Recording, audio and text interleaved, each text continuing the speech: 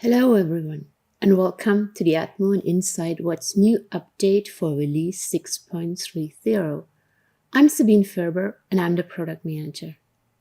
In this release, we are introducing a more transparent way to manage firmware in ADMO, making it easier than ever to stay on top of your updates. Plus, we'll show you how to track changes when an ADMO box is returned to you. And that's not all. The event widget in InSight has been upgraded to deliver even more powerful insights. So let's dive in. Firmware handling has become increasingly complex with the growing modularity and flexibility of hardware and software components for your assets. This has presented challenges for maintaining compliant documentation until now. We will create a new asset, apply the hardware to that specific asset, create new firmware versions in ADMO, and then we will gonna apply those to the assets. At the end of that workflow, I'll show you how we initiate the firmware update as an event to the people in the field. Let's start by creating a new asset type. For that, we are going to the type library. We are selecting a protective relay, digital, we go to Siemens, we use the 7SA6S. I know it's a phased out, but it works really nicely for that demonstration. So everything is already in it, the user manual is there, but now we're going to the hardware version. We add the hardware version, which is AA, add BB, and maybe also C. We click on OK, close it, and now we have to apply the hardware to the settings that are already in our substations. For that, we go to All Location. I prepared the overview already of a favorite here, and now we are selecting the relays that we need to change. So we are going to see for the Siemens. And I do remember the manufacturer type. That was the 7SA6. So we've got 4 relays in here. I start by double clicking on them. And now you can see there's a new field, the hardware version. And I want to do the B here. And I click on Apply. And here in the table, we already see the hardware version. Now I'm a bit lazy because I have 3 left. I do multi-select them and go on multi-edit. And again, there's a new field, hardware version. And here you can choose the hardware as well. So I used it.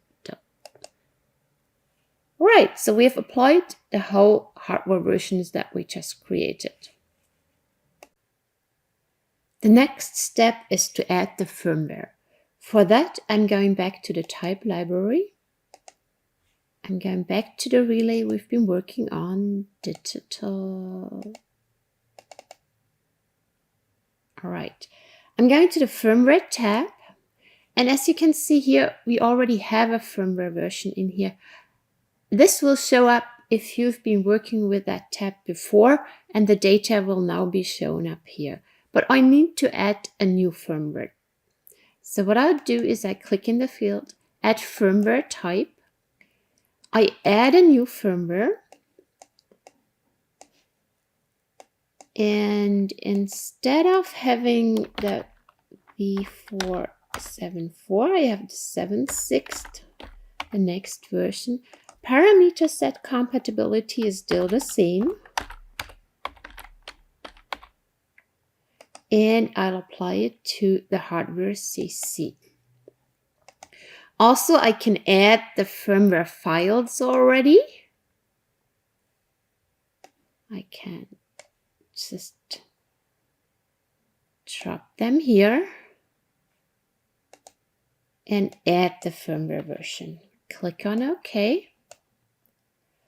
So what I now need to do is I need to initiate the firmware update. So I double click on that one, click on that tab, and now I've already filtered the corresponding relays with the hardware version. I want to apply it on all of them. So I do multi-select and say initiate firmware update. Yes, I want to override. Click on OK, close, and immediately in your asset table, you see that there is a firmware update now required.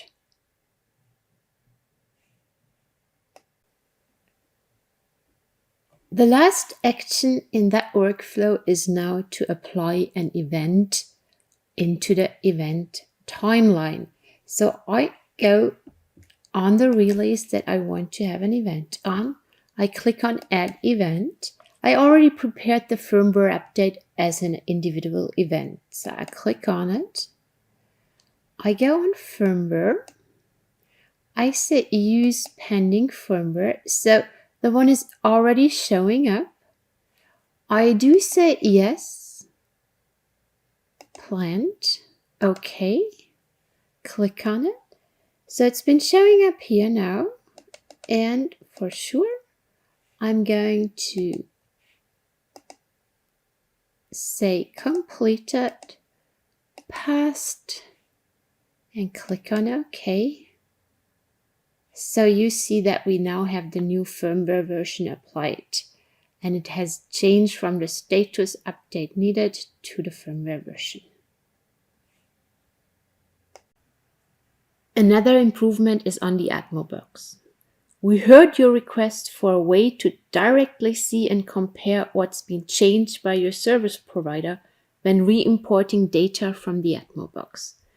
For that, we're going to unpack the data from your service provider.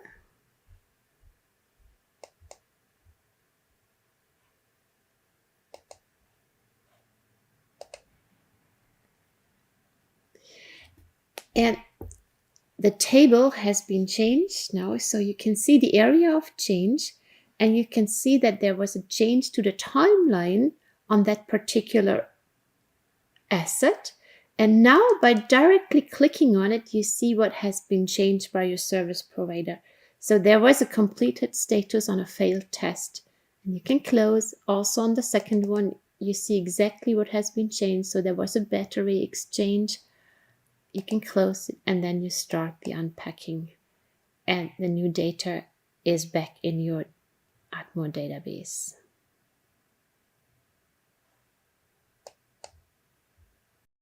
In InSight, our focus was to improve the event widget. So let's take a look. The event widgets give you a complete overview of all events within your system, which make this a very powerful widget.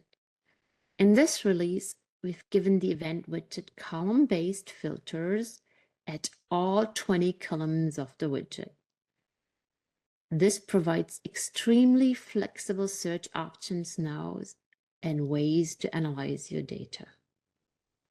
Let's take an example. Let's say I'm a tester. My name is Peter, and I want to find out what kind of events I've planned in the next month coming up. So I select my name here, and then I choose the other filter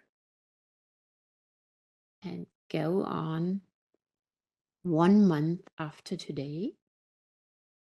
And instantly I have a list of all maintenance work that I have planned within the next month. Let's take another example. I'm going to say I'm an asset manager, and I want to see what work has been completed this year in a particular location. So I'll go choose a location. In this case, it's Ames. And now I also choose the date. And I want to take a look at everything that started at the beginning of January until the end of November.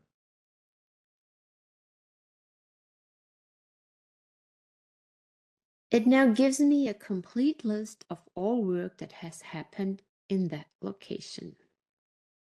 I can also take a look at the test assessment and, select everything that has not passed.